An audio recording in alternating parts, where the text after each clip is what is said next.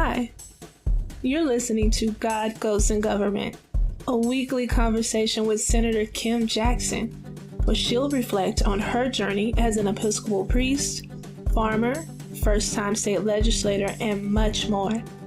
I'm your host, Sharitha J., and I'm honored to share this space with you.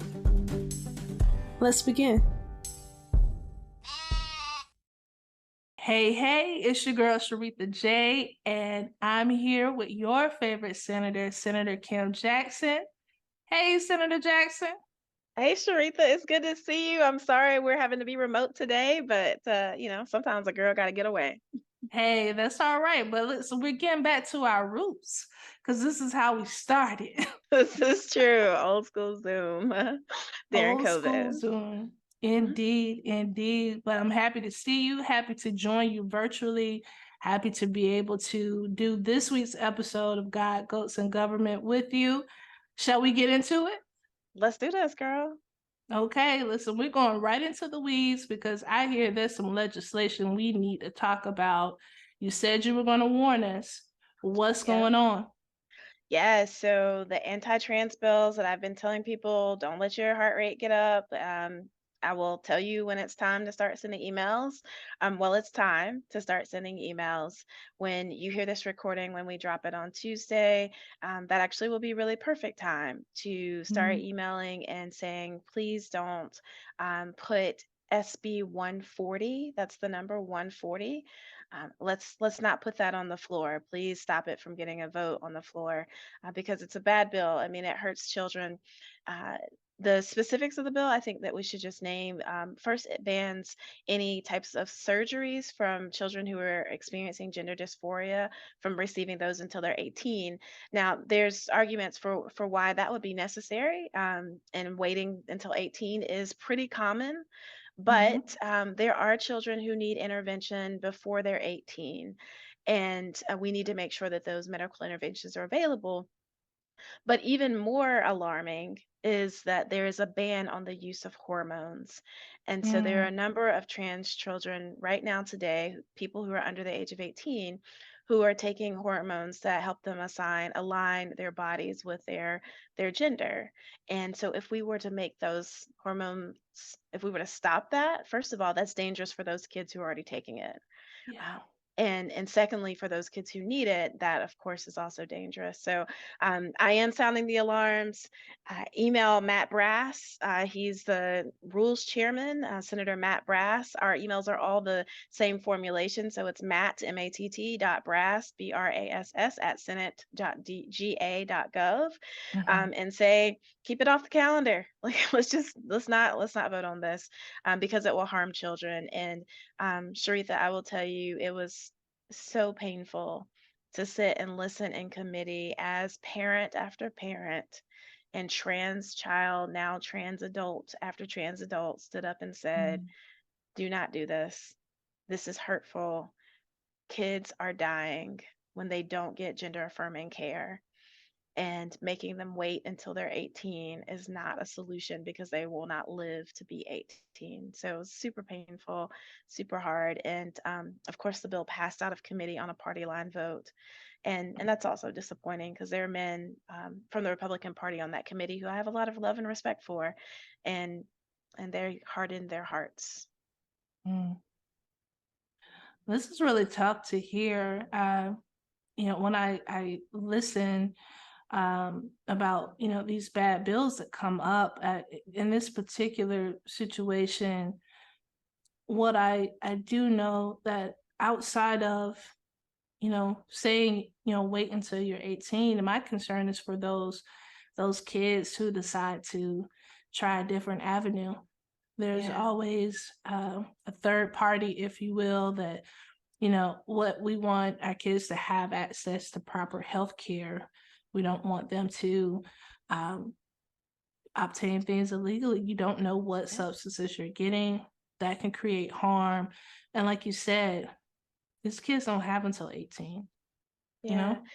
I mean, so Sharitha, you and I actually share in common. We took a child on a trip to Ghana, on a mission trip to Ghana, Yeah. and his mother spoke very passionately in committee about the importance. I mean, this is public record, so I'll name this, right? That Sam needed to have surgery in order to get some peace Mm. and Yeah. to become his full self. And he received that surgery before he was 18. But you and I both, I mean, we traveled with him to Ghana. We're watching him as he really thrives now in the state of Washington. He's a great student. He has a job. Like, he got all the things. I mean, you were his youth pastor, Yeah. right? You, Yeah. That's why I mean, for our listeners, for those who are just checking in via the podcast, I am smiling and I'm smiling with my heart because I have followed Sam's journey, and I'm grateful to have been a part of his path for just a little while. And so, yes, um, he is exactly who he needs to be in this world, and I'm glad that he had affirming parents and an affirming community that supported his growth. yeah. Yeah. So it's stories like that, and the reality is that the senator who's carrying this bill, Senator Cardin Summers, he doesn't know any of these people, right? He doesn't know Yeah. Sam. He doesn't have relationships with children or with parents who are carrying their children through the process of transitioning, Mm. and so it's just very. Um, I mean, it's like trying to bake a cake when you've never seen one or Mm. tasted one, and you only are receiving instructions for somebody who's actually anti-cake. Like that's what's happening, right? Like the doctor, Anti the cake. yeah, I mean, I'm just, the doctor who showed up, who was supposed to be giving expertise is anti-trans. And so you've got Cardin over here trying to bake a cake, and all the instructions that he's receiving are from somebody who is already anti this process and is not open to talking about any reasonable ways that we can help care for our children. So Mm. I was heartbroken. The other thing I want to name in this, because I'm like, I'm just going to tell all the stories and all the truth today, is, I've never been more disrespected in my life as a senator than I Wow. was during that committee. The chairman, Wow. I was asking the author a question about his bill, and the chairman of the committee cut me off and then actually responded to the question I didn't actually get to answer for the senator whose bill I was presenting. I mean, it was patronizing, it was rude, it was so disrespectful. And I'm just like, and then he wouldn't let me ask a follow-up question either. Like it was horrible to the point that people on Twitter actually like tweeted about it and were just like, Senator, like, he just cut her off. What the hell? Like Yeah. it's been a hard week. It's been a really hard week, Shretha.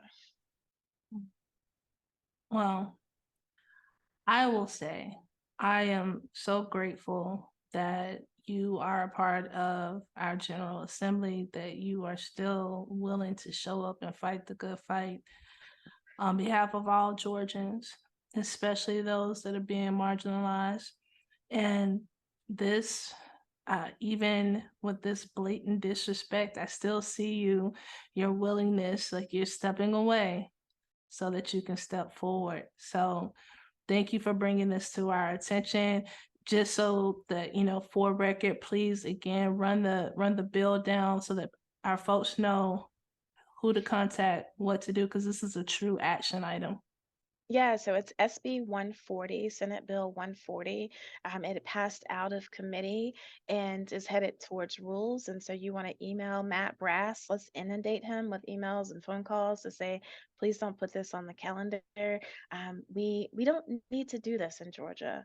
It's absolutely unnecessary. And so, we'll talk about other bills that are unnecessary too. But Yeah. this Yeah. this one especially, I had a doctor who wrote to me who has a trans child, and she's just like, Mhm. we only have 50 children of record who are receiving medical treatment of record in Georgia who are trans. I mean, this is an extraordinarily minority group of population of children who are being Yeah. picked on, who are being bullied by grown Mm. men. And so, if you even if you don't understand fully the trans experience. And if you are a person of faith, a person who believes that parents should have a right to have make medical decisions on behalf of and with their child, if you're a person of compassion who's worried and concerned about children not just getting black market hormones, but also taking knives to their own bodies, Mm, which is a reality. If you're concerned about those things, then now is the time. mm, Now is the time to reach out to Senator Matt Brass and say, stop this madness. To reach out to Senator Cardin Summers and say, stop this. He's the author. Leave these kids alone. Leave our children alone. mm. Leave our children alone. Well, I want to continue to talk about the bills that are coming up, but I also want to continue to shine a little bit of light and hope. I do know that you had some visitors at the Capitol recently. I did. They were like the bright spot in my day. So yes, on Thursday I had two school groups. One, Redan High School, which is actually the high school that's almost in my backyard. I told them I Oh, can hear their band like at my house. I can sit on the back porch and hear their band practicing. It's really good, by the way. And so a group of students, 20 students from Redan High School came to visit with me, and then a group of children and their facilitators from a school in Athens called Our Resilient Community came by for a visit as well. It brought me so much joy, Sharitha, so much ah, joy. that's great. But the That's kids are great. wonderful. Our kids are all right if we would just leave them alone. Our kids are all right. That's what I learned from both the kids in at Redan High School and at our resilient school, our resilient community. Mm. Well, I think they are some pretty smart kids for coming by and seeing you and making sure to spend time with the senator of District 41. Yeah, well, and they grabbed my heartstrings too because the Redan High School kids were saying that the thing that they needed most was money for field trips. Like they have to pay to get the buses to take them to field trips and all these things. Mhm. And so, I'm just, I'm a softie. And so I said to them, I told their teacher, I'm just like, look, if you all want to come back to the Capitol, or if you want to bring other children down to the Capitol at any point, as long as I am in office, as long as the people keep electing me, I will pay for the buses for the Capitol field trip. And so, they got me. I was like, Mm. y'all can't go on a field trip. I got you. Okay. So yeah, I'm excited. I think that means that every year from now on out, I bet Reading High School kids will be coming to see me at the Capitol, and that'll be great. I'll be better for it, and hopefully they'll be better for it too. I'm okay with having to find a parking spot I was elsewhere. like, I know that's one more bus that you're gonna have to navigate, Sharitha. Just But it's a well worth it bus. I'll be paying for it. So yeah, they are all worth it. I'll get over it. But yes, indeed, they are all worth it, and it is something to witness the buzz that's happening at the Capitol currently with all the buses, all of the people. It's the people's house. I mean, you guys are clearly doing the work under the gold dome. So let's continue. As you say, let's get into the weeds because I know you had a press conference this week on what's it called? RFRA? it's What does it called stand for? RFRA, Restoration R- Freedom. I don't know, RFRA. So here are the words. Okay, they're in a different order, but I know restoration and freedom and religion and act all together. Religious freedom rest. Okay, there we go. I'm sorry, it's Friday, y'all, or Thursday, or whatever day it is. Anyway, It's all the I had a you press conference on RFRA. I did not have to say what it meant. I just could say RFRA, and but I you can know what it tell stands you for. I can tell you what it means. I You know may what it not be means? able to tell you what the abbreviations all stand for, but what it means is legalized discrimination. That's what it means. There we go. So yeah, but we had a press conference. It was actually a clergy, so people of faith, multi-faith clergy leaders who came together to speak against the bill.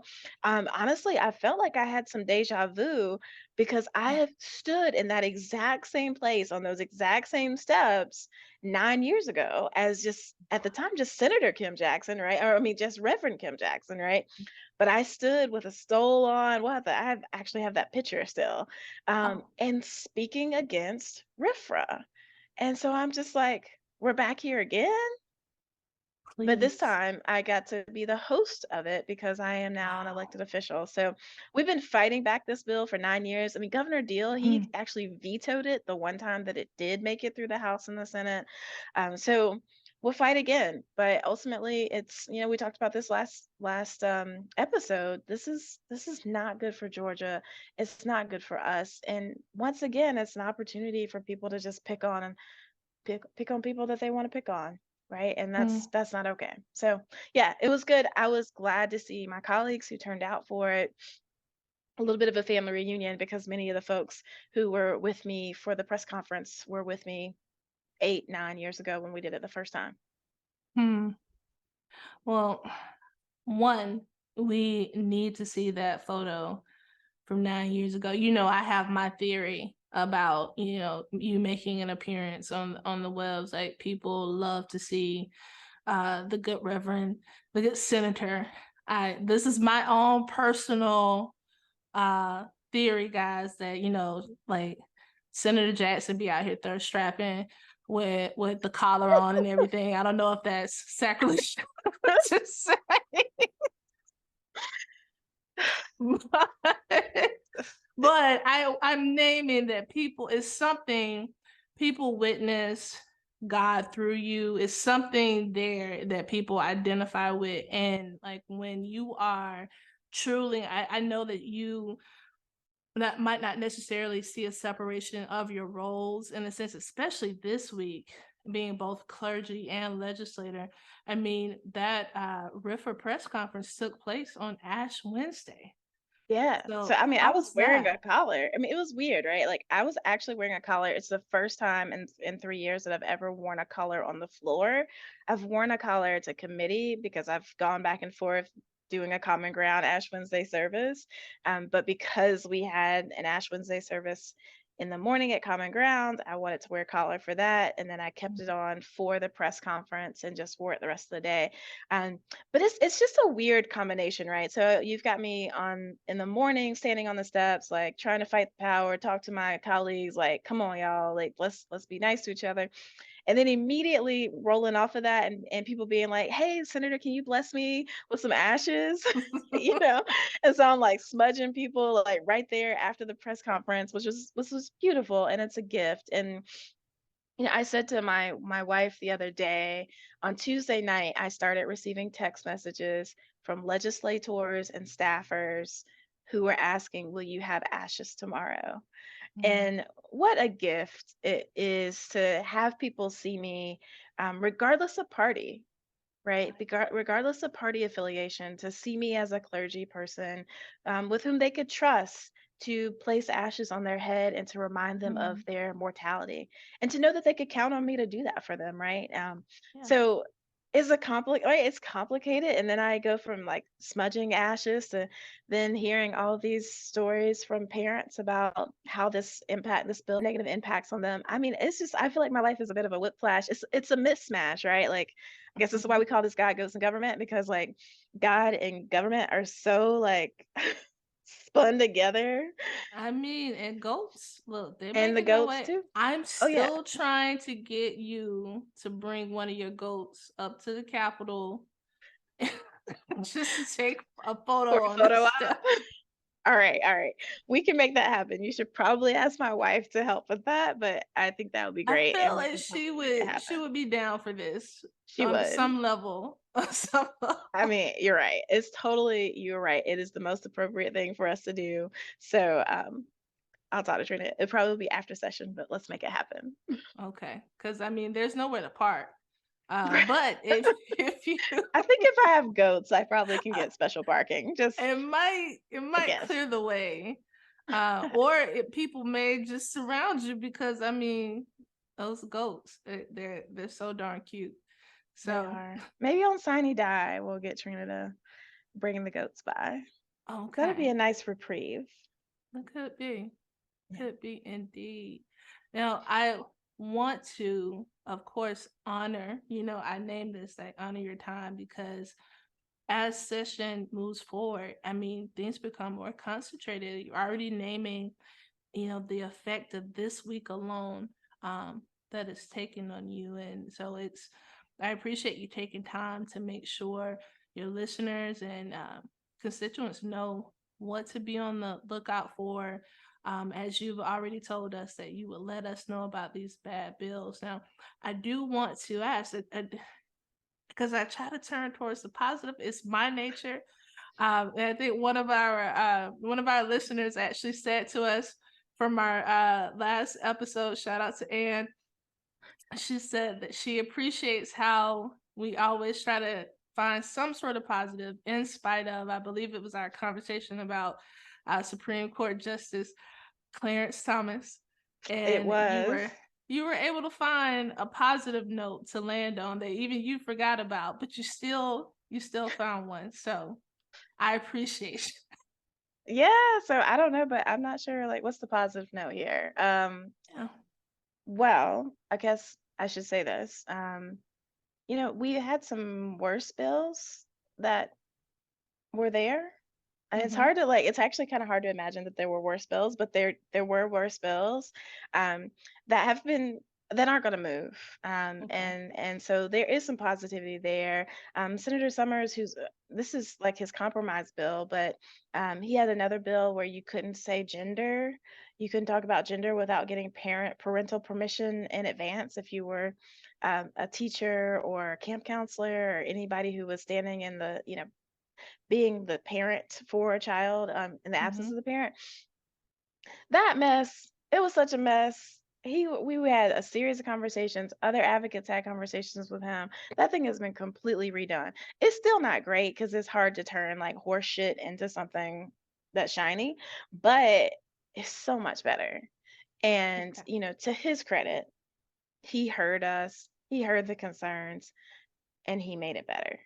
Okay. Um, and the same thing is true even with like SB 140. It's problematic, but he heard us and he like didn't ban puberty blockers. I don't think he knows what a puberty blocker is, but nonetheless, he was very proud to report that he's not trying to ban those. So so there's the positive. And oh, can I like break some news? Please. I mean, it's not that exciting to anybody but me. Um, but we have a hemp bill. I have my own personal hemp bill Mm-hmm. that's already cleared. There was another kind of omnibus hemp bill, so a bigger hemp bill that did like a lot of different changes that actually had my language in it already. Well, it got complicated because the person who was carrying it couldn't really exactly explain what the bill was doing. So it got really hung up on the floor. And I just received a phone call asking if I would allow the omnibus bill to be attached to my hemp bill so that I can carry it and explain it to people. And so, like the LG's office, Lieutenant Governor's office, everybody is just like, Kim, we know that you can explain it. You know hemp. Could you do this? So I'm like You know super him. excited. I know hemp. I mean, I know hemp.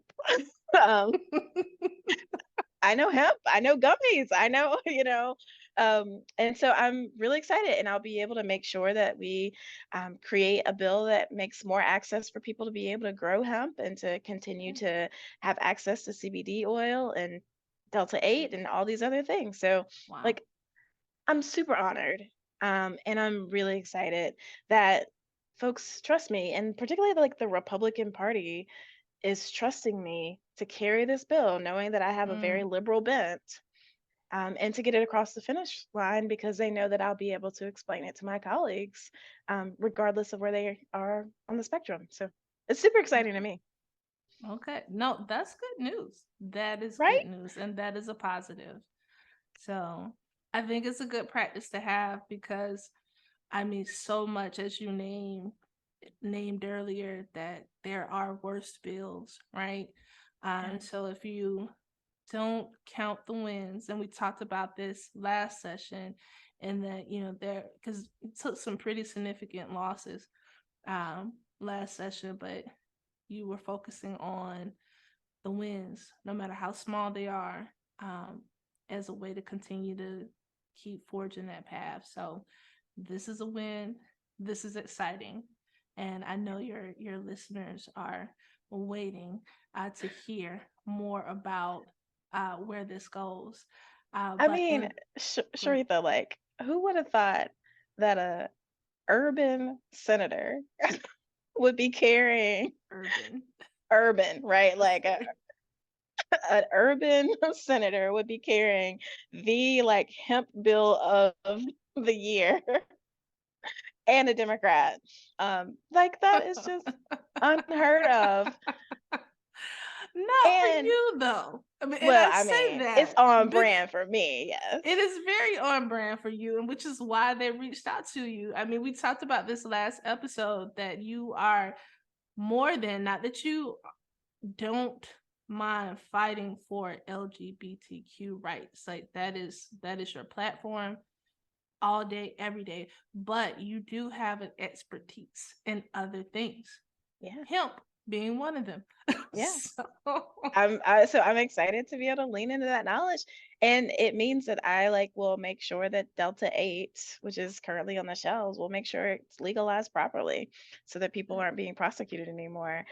So this is like a criminal justice reform kind of bill too at the same time. I'm super excited. look at that. Look, even Yeah, I could look, even your energy you has know? shifted. Y'all feel that? Y'all feel it? Because I feel it. And I'm not even in the same room. We're in the virtual room together, and I feel the energy shift. So yes. Well, congratulations. We'll Well, look thank you. forward to seeing where this goes. Well, thank you. I'm excited too. No. You want a barnyard update before we run off? Oh, of course. Look, waiting with bated breath. Uh, Waiting with you should like because it's always exciting. The yeah, last time we talked, my dogs were behaving like Houdinis and like getting out that's right. magically. We couldn't figure out how. Um, well, I am smarter than dogs. Like just full stop. I'm smarter than them.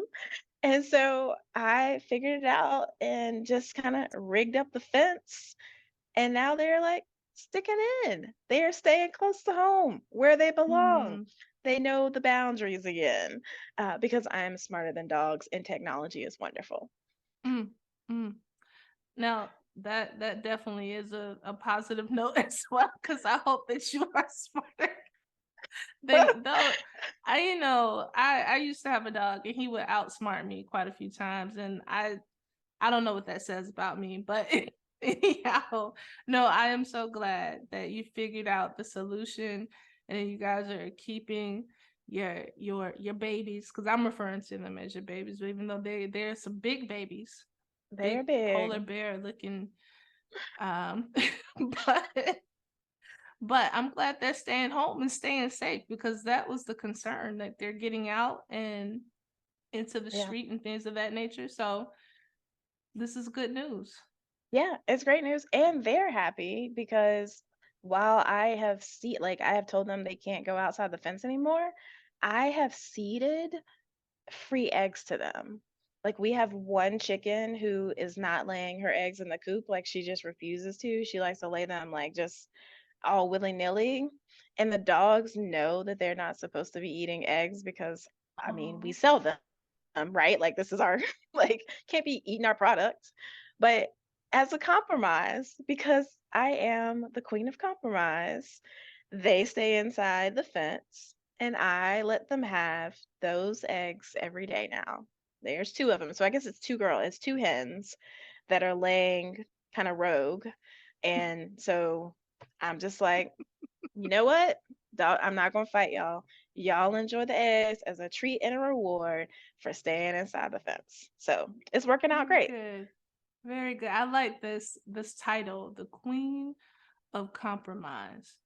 Now, I do want to name that, just the other week we talked about you and the alligator. Some of your followers are quite hilarious. I don't know if you checked out the comments under that post, but I saw some pretty interesting jokes, and which makes me appreciate these barnyard updates even more. But the photo of you with the alligator, I think one person shared, what was it? They said, I knew that you were tired, but I didn't know you were swamped. Uh, Oh, and I then love a good dad joke. I mean, just full on someone named what was it that Oh, which I didn't know this. I have to see what is it like a group of alligators or is a a congregation? congregation and Yeah. that kind of piece.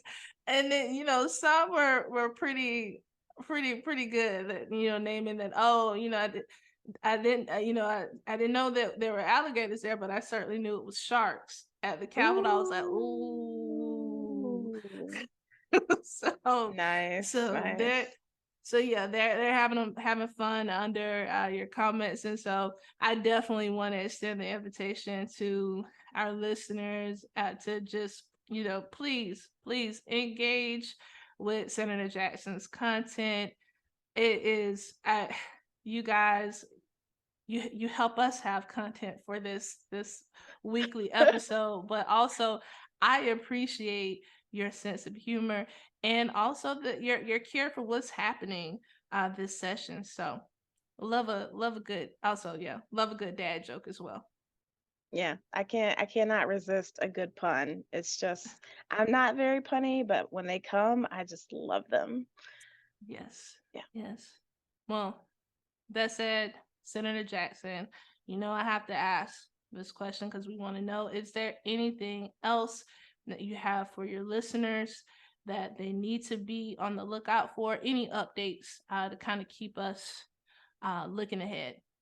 Sure. So we're coming up on crossover day. So any bill that you really care about that hasn't crossed over, that hasn't gotten out the Senate or the House, be on the lookout and try to advocate for folks to make that happen. Of course, those of you who've been listening for a long time know that if it doesn't cross over, it can still catch a ride on something that did cross over. So nothing is dead until it's Mm. truly dead. So just be aware of that. And then also, if you're local, I am having a town hall with my colleagues Elena Parent and Mary Margaret Oliver on March the 2nd. It's a Thursday at Druid Hills Middle School. So please come on out. Actually, it's Druid Hills High School. I apologize. So um, please come on out. We'll be a town hall. It'll be after a lot of activity has happened, and so you can kind of catch up. But again, if you are local, I'm going to be with Senator Elena Parent and Mary Margaret Oliver at Druid Hills High School on Thursday, March the 2nd at 7 p.m., and would love to see you there. Excellent.